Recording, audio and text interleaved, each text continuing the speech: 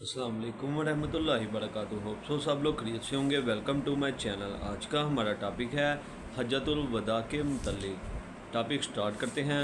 रसूलुल्लाह सल्लल्लाहु अलैहि वसल्लम ने अपने वसाल से कबल जो हज अदा फरमाया उसको हज्जतुल वदा कहते हैं। इकनाफ आलम में इस्लाम की दावत व तबलीग की ज़िम्मेदारी की तकमील के बाद नबी करीम सल्लल्लाहु अलैहि वसल्लम ने हज अदा करने का ऐलान फरमाया। आप सल्लल्लाहु अलैहि वसल्लम के ऐलान हज पर हर तरफ से मुसलमान इकट्ठे हो गए।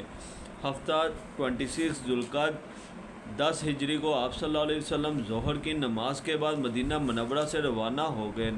नमाज असर से पहले जुल हलीफ़ा पहुँच गए। वहाँ पहुँचकर 2 रकअत असर की नमाज़ पढ़ी और रात वहीं गुजारी। सुबह हुई तो आप सल्लल्लाहु अलैहि वसल्लम ने फरमाया, आज रात मेरे रब की तरफ से एक आने वाला आया और उसने कहा, इस मुबारक वादी में नमाज़ पढ़ो और कहो उम्रा हज में शामिल है।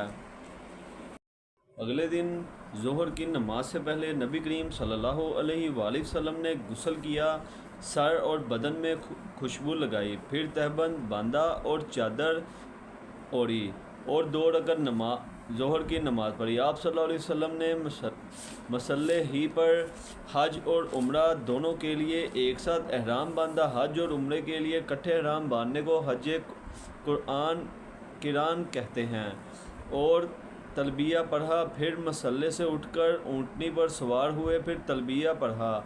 1 हफ्ते के सफ़र के बाद मक्का मुकरमा के करीब पहुँचे तो ज़ी तुआ में रात गुजारी और वहीं फजर पढ़कर गुस्ल फरमाया। फिर मस्जिद हराम में दाखिल हुए। आप सल्लल्लाहु अलैहि वसल्लम ने बैतुल्लाह का तवाफ़ फरमाया और सफ़ा और मरवा की सही की। फिर बलाई मक्का में हजून के पास क़याम फरमाया और दोबारा तवाफ़ नहीं किया, अलबत्ता एहराम बरकरार रखा, क्योंकि आप सल्लल्लाहु अलैहि वसल्लम ने हज और उम्रे के एहराम इकट्ठा बांधा था और इसकी वजह यह थी कि हुजूर नबी करीम सल्लल्लाहु अलैहि वसल्लम हदी कुर्बानी का जानवर साथ लाए थे। फिर आप सल्लल्लाहु अलैहि वसल्लम 8 ज़िलहज तरविया के दिन मना तशरीफ़ ले गए। मना में नबी करीम सल्लल्लाहु अलैहि वसल्लम ने ज़ोहर, असर, मगरिब, इशा और अगले दिन 9 ज़िलहज फजर तक की 5 नमाज़ें पढ़ीं और 4 रकअत वाली नमाज कसर करके 2 रकअत पढ़ी।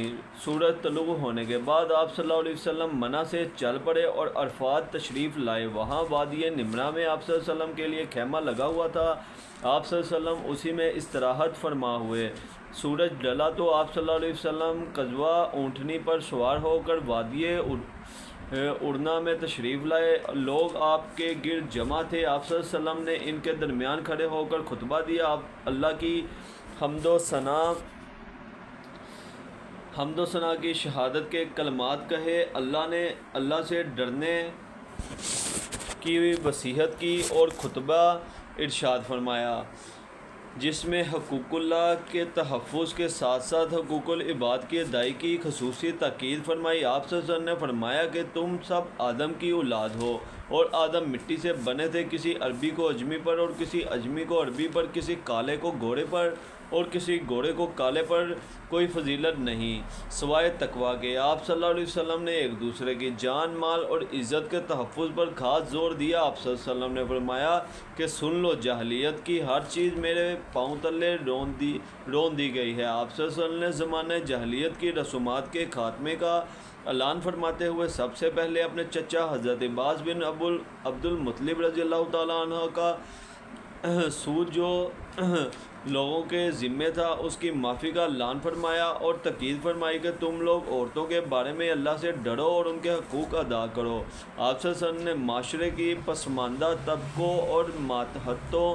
के साथ हुस्ने सलूक की तकीद फरमाई। आप सल्लल्लाहु अलैहि वसल्लम ने फरमाया, मैं तुम्हारे दरमियान ऐसी 2 चीज़ें छोड़ के जा रहा हूँ कि अगर तुम उन्हें मजबूती से पकड़े रखो तो कभी गुमराह ना होगे। वो अल्लाह ताला की किताब और मेरी सुन्नत है। आप सल्लल्लाहु अलैहि वसल्लम ने फरमाया, और तुमसे क़यामत में मेरे बारे में सवाल होगा तो फिर तुम क्या कहोगे? सहाबा इकराम रज़ियल्लाहु ताला अन्हुम ने अर्ज़ किया कि हम गवाही देते हैं कि बेशक आपने अल्लाह का पैगाम पहुँचाया और रसालत का हक़ अदा किया और उम्मत की खैर ख्वाही की। फिर आप ने शहादत की उंगली आसमान की तरफ उठाते, लोगों की तरफ झुकाते और फरमाते थे, اے اللہ گواہ رہنا، اے اللہ گواہ رہنا، اے اللہ گواہ رہنا۔